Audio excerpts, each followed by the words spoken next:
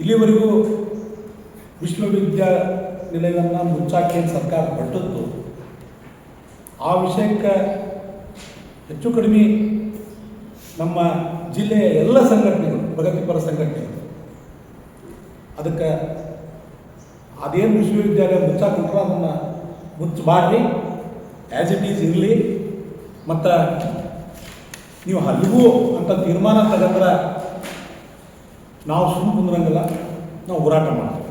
ಅದ್ರಾಗ ನಾನು ರೈತ ಸಂಘದ ಪರವಾಗಿ ಮಾತಾಡಬೇಕಾದ್ರೆ, ರೈತ ಸಂಘದ ಒಬ್ಬ ಕಾರ್ಯದರ್ಶಿಯಾಗಿ ಮಾತಾಡಬೇಕಾದ್ರೆ ಈ ವಿಶ್ವವಿದ್ಯಾಲಯ ಹೆಚ್ಚು ನನ್ನ ರೈತ ಬಂಧುಗಳಿಗೆ ಅವಶ್ಯಕತೆ ಇದೆ. ಯಾಕಂದ್ರೆ ನಾವು ಹಳ್ಳಿ ಒಳಗೆ ಸಾಲಿ ಕಲಿತವರು, ಅಲ್ಲೇ SLC ಮುಗಿಸಿ ಮತ್ತು 7ಕ್ಕೆ ಬಂದ್ ಮಾಡ್ತಿದ್ವಿ. ಈಗ ಎಲ್ಲ ಊರಾಗ ಹೈಸ್ಕೂಲ್ ಆಗಿದ್ದಕ್ಕೆ SLCಗೆ ಅದರಾಗೂ ಮಹಿಳೆಯರನ್ನ ಎಜುಕೇಷನ್ ನಿಂದ್ರಿಸಾಕತ್ತೆ. ವಿಶ್ವವಿದ್ಯಾಲಯ ಇಲ್ಲಿ ಹಾವೇರಿಯಾಗಿರೋದ್ರಿಂದ ನಮ್ಮೆಲ್ಲ ಮಕ್ಕಳಿಗೂ ಬರಾಕ ಹೋಗಾಕ, ಇಲ್ಲಿ ಕಲಿಯಾಕ, ನಮ್ಮ ಆರ್ಥಿಕ ಪರಿಸ್ಥಿತಿಗೆ ಅನುಗುಣವಾಗಿ ಇಲ್ಲಿದ್ದರೆ ಒಳ್ಳೆಯದು ಅನ್ನೋದು ನಮ್ಮ ಆಶೆ. ಇದನ್ನು ಧಾರವಾಡಕ್ಕೋ ಮತ್ತು ಬಾಗಲಕೋಟೆಗೋ ಮತ್ತು ಬೆಂಗಳೂರಿಗೋ ಅಂದ್ರೆ ಹೆಚ್ಚಿನ ಆರ್ಥಿಕ ಹೊರೆ ನಮ್ಮ ರೈತರ ಮೇಲೆ ಬೀಳ್ತೈತಿ. ಈ ಯೂನಿವರ್ಸಿಟಿ ಬಂದ ಮೇಲೆ ಬಹಳಷ್ಟು ಮಕ್ಕಳು ಈ ವಿಶ್ವವಿದ್ಯಾಲಯಕ್ಕೆ ಓದಾಕತ್ತೇವು. ಮತ್ತು ಆಸೆ ತೋರಿಸಿ ಕೈ ಬಿಟ್ಟಂಗೆ ಆಗಬಾರ್ದು. ಮತ್ತು ಯಾವುದರ ಒಂದು ಯೋಜನೆ ಬರಬೇಕಾದ್ರೆ ಅದಕ್ಕೆ ಪೂರಕ ವಿಚಾರಗಳನ್ನು ನೋಡ್ಕೊಂತ ಜಾರಿ ಮಾಡಿರ್ತೇವೆ. ಇಲ್ಲಿ ಆ ವ್ಯವಸ್ಥೆ ಎಲ್ಲ ಇದೆ. ಮತ್ತು ಇದ್ದಾಗ ಅದನ್ನು ಕ್ಯಾನ್ಸಲ್ ಮಾಡೋಕ್ಕೆ ಏನೋ ಹಣಕಾಸಿನ ತೊಂದರೆ ಐತಿ ಅಂಥೇಳಿ ಕೇಳ್ಬಿಡ್ತೇವೆ. ಅದೇನು ಮೇಜರ್ ಆಗಲ್ಲ.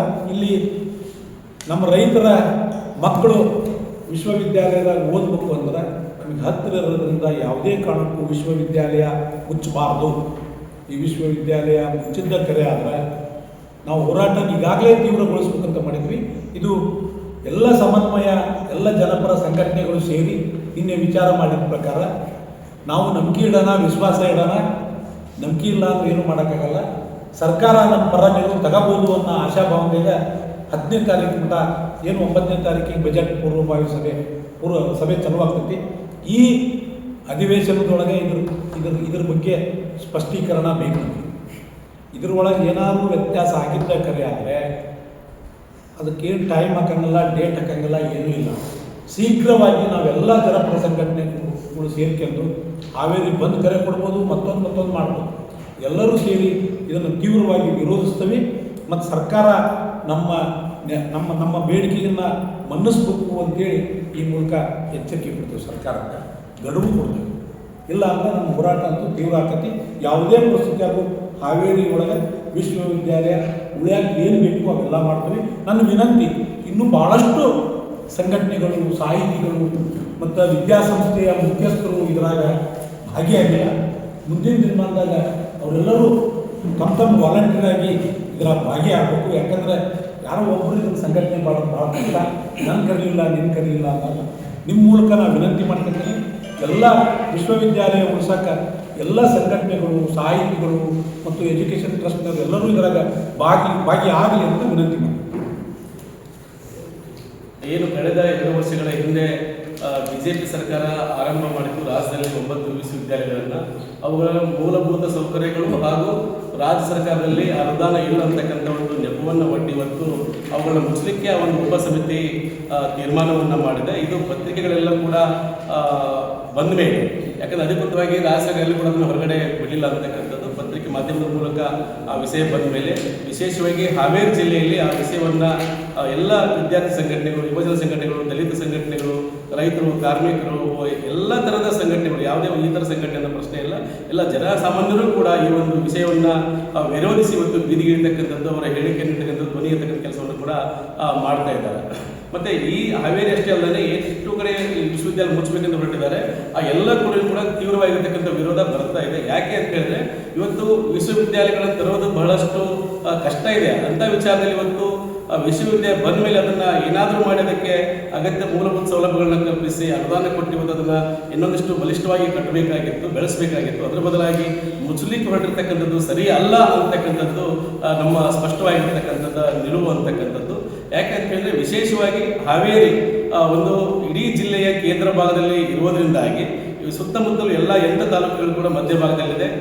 ನಿಯರ್ ಒಂದು 40ರಿಂದ 50 ಕಿಲೋಮೀಟರ್ ಒಳಹೊರಗಿದೆ.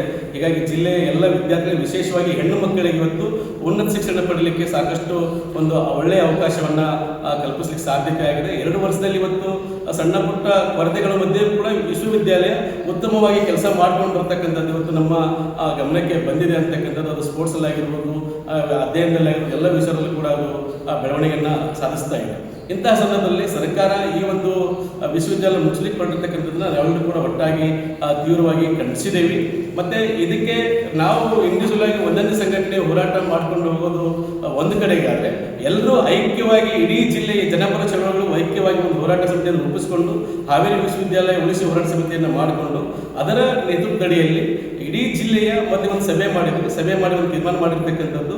ಜಿಲ್ಲೆಯ ಎಲ್ಲ ಶಾಸಕರುಗಳಿಗೆ, ಸಂಸದರುಗಳಿಗೆ, ಮಾಜಿ ಸಂಸದರಿಗೆ ಮತ್ತು MLC ಅವರಿಗೆ ಮನವಿ ಪತ್ರ ಕೊಡೋಣ. ಅವರು ಏನು ಹೇಳ್ತಾರೋ ಅದರ ಅಭಿಪ್ರಾಯದ ಮೇಲೆ ಮುಂದುವರಿಯತಕ್ಕಂಥ ಒಂದು ನಮ್ಮ ಸಭೆಯ ತೀರ್ಮಾನ ಕೂಡ ಆಗಿತ್ತು. 42 ಕಾಲೇಜುಗಳು ನಮ್ಮ ಯೂನಿವರ್ಸಿಟಿಗೆ ಸಂಬಂಧಪಟ್ಟ ಮತ್ತು ನಮ್ಮ ಹೆಣ್ಣು ಮಕ್ಕಳಿಗೆ ಇವತ್ತು ಎಲ್ಲೋ ಹೋಗಿ ಉಳ್ಕೊಂಡು ಕಲಿಯುವಂಥ ವ್ಯವಸ್ಥೆಗಿಂತ ಸೆಕ್ಯೂರ್ ಆಗಿ, ಅಂದರೆ ರಕ್ಷಣಾತ್ಮಕವಾಗಿ ನಮ್ಮ ಮಕ್ಕಳು ನಮ್ಮ ಜಿಲ್ಲೆಯಲ್ಲಿ, ನಮ್ಮ ರೈತರ ಮಕ್ಕಳಿರ್ಬೋದು, ಕಾರ್ಮಿಕರ ಮಕ್ಕಳಿರ್ಬೋದು ಓದೋದಾಗಿದೆ. ಇಲ್ಲಿ ಬಡ ಮಕ್ಕಳು 80% ನಮ್ಮ ಮಕ್ಕಳು ಇರೋದ್ರಿಂದ ನಮ್ಮ ಮಕ್ಕಳಿಗೆ ಹಾವೇರಿ ವಿಶ್ವವಿದ್ಯಾಲಯವೇ ಬೇಕು. ಮತ್ತು ಅನುದಾನದ ಒಂದು ಹೊರೆ ಅದು ಬಹಳ ಸಣ್ಣ ವಿಷಯ ಇಟ್ಕೊಂಡು ವಿಶ್ವವಿದ್ಯಾಲಯವನ್ನು ಮುಚ್ಚಲಿಕ್ಕೆ ಹೊರಟಂಥ ನಮ್ಮ ಸರ್ಕಾರ ಹಲವು ವಿಷಯಗಳಲ್ಲಿ ಹಲವು ವಿಚಾರ ಮಾಡಬೇಕಾಗಿದೆ. ನಾವು ಹೆಣ್ಮಕ್ಳು ಬಹಳ ಕಲಿಯುವ ಮಟ್ಟದಲ್ಲಿ ಇವತ್ತು ಹಿಂದೆ ಉಳಿದಿದ್ದೇವೆ. ಹಾವೇರಿಯಲ್ಲಿ ನಮ್ಮದು ಸಾಕ್ಷರ ಮಟ್ಟ 62ಕ್ಕೂ ಕಡಿಮೆ. ಉದ್ದೇಶ ಇಷ್ಟೇ, ಅದು ಕಾರಣ ಯಾಕಂದರೆ ನಮ್ಮಲ್ಲಿ ಹೆಚ್ಚು ಓದಲಿಕ್ಕೆ ಅವಕಾಶ ಇದ್ದರೂ ಕೂಡ ಹೆಣ್ಮಕ್ಳಿಗೆ ಹೋಗಲಿಕ್ಕೆ ಆಸ್ಪದ ಇಲ್ಲ ಅಂತ, ಅವಕಾಶ ಇಲ್ಲ. ಹೀಗಾಗಿ ವಿಶ್ವವಿದ್ಯಾಲಯ ಹಾವೇರಿಯಲ್ಲಿ ಉಳಿಯೋದ್ರ ಜೊತೆಗೆ ಮಹಿಳಾ ಪರವಾದ ಎಲ್ಲ ಸಂಘಟನೆಗಳ ಜೊತೆಗೆ ನಮ್ಮೆಲ್ಲ ವಿಶ್ವವಿದ್ಯಾಲಯಗಳ ಈಗಾಗಲೇ ಸಕಾರಾತ್ಮಕವಾಗಿ ವಿಚಾರ ಮಾಡುವಂಥ ಒಂದು ಸಮಾನ ಮನಸ್ಕರ ಸಂಘಟನೆ ಏನಿದೆ, ಇದೆಲ್ಲವೂ ಒಂದು ಭಾಳ ಒಳ್ಳೆಯ ವಿಷಯಗಳನ್ನು ಹೊರಗೆ ತಂದಿದೆ. ಎಲ್ಲ ಉಸ್ತುವಾರಿ ಮಂತ್ರಿ ಆಗಿರ್ಬೋದು, ಇಡೀ ಇಲ್ಲಿ ನಮ್ಮ ಜಿಲ್ಲೆಯಲ್ಲಿರ್ತಕ್ಕಂಥ ಎಲ್ಲ ಶಾಸಕರು ಹಾಗೂ ಮತ್ತು ನಮ್ಮ ಕರ್ನಾಟಕ ಸರ್ಕಾರದ ಮುಖ್ಯಮಂತ್ರಿ ಸಿದ್ದರಾಮಯ್ಯವರು ಕೂಡ ಈ ವೇದಿಕೆ ಮುಖಾಂತರ ನಾವು ಒತ್ತಾಯ ಮಾಡ್ತಾ ಇದ್ದೇನೆ. ಯಾಕಂತಂದರೆ ಇದನ್ನ ಫಸ್ಟ್ ಕೊಡಬಾರ್ದಂತೆ ಕೊಟ್ಟುಬಿಟ್ರೆ ಅದು ಉಳಿಬೇಕು. ಮತ್ತು DK ಶಿವಕುಮಾರ್ ಮುಖ್ಯಮಂತ್ರಿಗಳು ಇದನ್ನು ಏನಾದರೂ ಮಾಡಿ ಸದನದಲ್ಲಿ ಅದನ್ನು ಉಳಿಯೋಕ್ಕೆ ಪ್ರಯತ್ನವನ್ನು ಮಾಡಬೇಕು.